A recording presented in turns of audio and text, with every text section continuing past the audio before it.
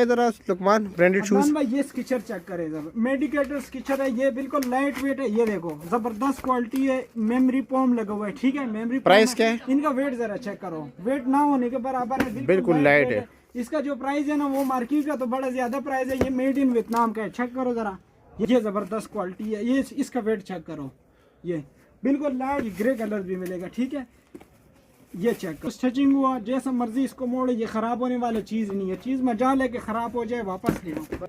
इसमें ये नाइकी भी मिलेगा।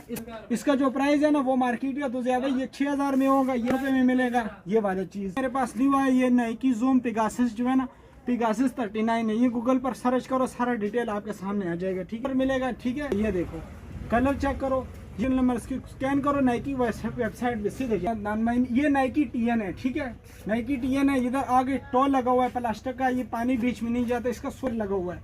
5500 में मिलेगा इसका।